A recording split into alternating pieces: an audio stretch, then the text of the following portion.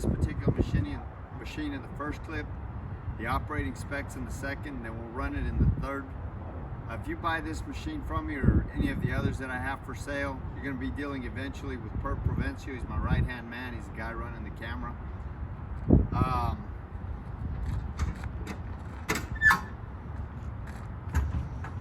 Price on a new skid steer like this these days is probably somewhere from anywhere from 90 to 100,000.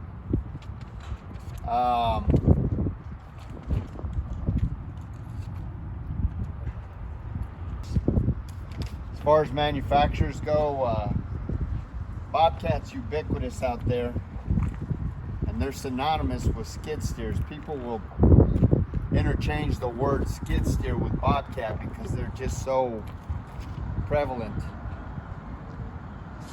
This machine weighs 7,612 pounds. The widest point is that bucket right there at 6 feet. The highest point is the top of this cab right here at 6 foot 6 inches. Transportation length from the front of that cutting edge to the end of this counterweight area here is 11 foot 3 inches. Comparable machines are like a Cat 289C, maybe a Takeuchi TL250, or a Bobcat T550. They changed their nomenclature a while back. As far as the history of this unit goes, this machine, like almost every machine we purchase, is an original owner Dallas, Texas machine. I say that because we are not in a corrosive environment. This machine is essentially rust-free. I mean, you'll see where the paint's rubbed off and the rainwater's kind of gotten to it, but it in no way, shape, or form is rust pervasive. We're far enough south and we're 300 miles from the ocean, so the only salt we see is the salt on our kitchen tables. Just about every machine we purchase comes from one of about 30 different large contractor or municipality that we deal with here in the Metroplex. This machine came from a contractor that we have quite literally done millions of dollars of business with back and forth.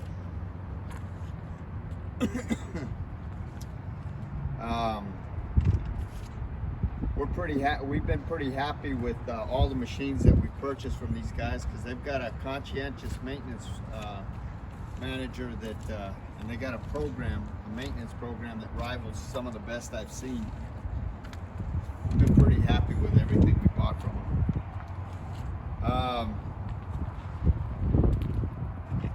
It should be said that before I purchase any machine, I have several mechanics go out and inspect it before I write a check.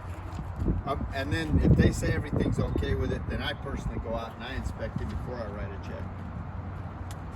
So as far as options go, you can see it's got auxiliary hydraulics.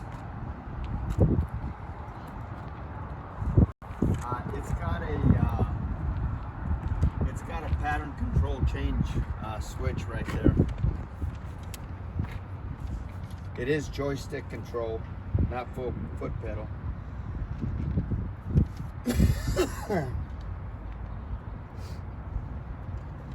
Now this engine right here is this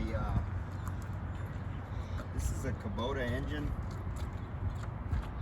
It's a 4-cylinder turbo V2003T.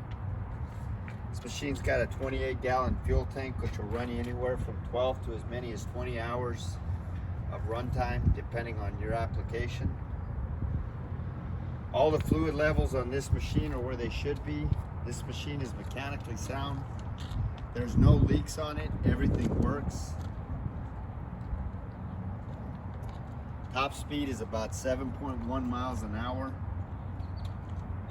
This undercarriage, as you can see, is about 75%. There's no leaks or any kind of problem in those finals. The hydraulics are strong. There's no cracks or welds anywhere in the work equipment.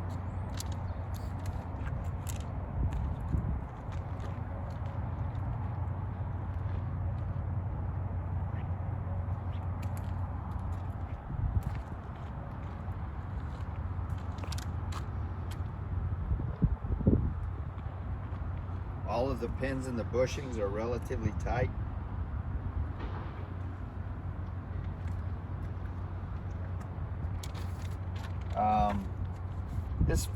This bucket here is 6 foot wide. It's 1 foot 10 inches tall, and it's 2 foot 6 inches deep. It's about a 3/4 yard bucket. The hinge pin height, this is actually, if you notice some of the skid steers, usually I've noticed this with Bobcat. I haven't verified this for a fact, but I think if it's got a 90, it's on the be it a T550 versus a T590. The 90s are usually a higher lift. The hinge pin on the boom's a lot higher, so it gives you a lot higher lift. Like the hinge pin height on this is 10 feet, like if you're loading into a dumpster. The static tip load of this loader is 3,800 pounds, and the operating capacity is usually half the static tip load, so that's 1,900. These tracks right here, they're 1 foot 1 inch wide, and there's 5 foot 8 inches of track on the ground. PSI rating is about 4.91. We are going to run it in the next clip.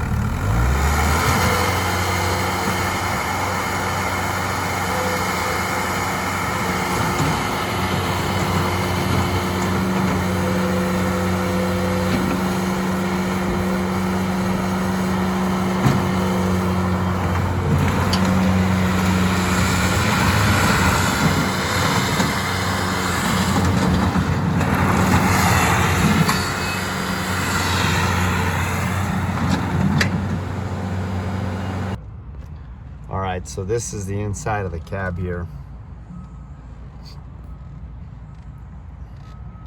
To start this machine, you've got to put a code in. It'll prompt you for the code.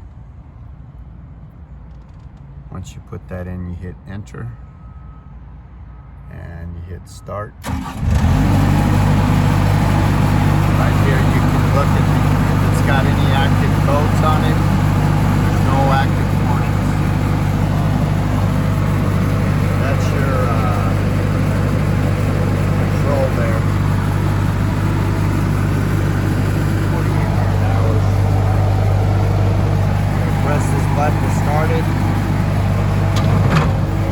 The way this is set up with ISO, this handles your bucket control, and this right here is your travel.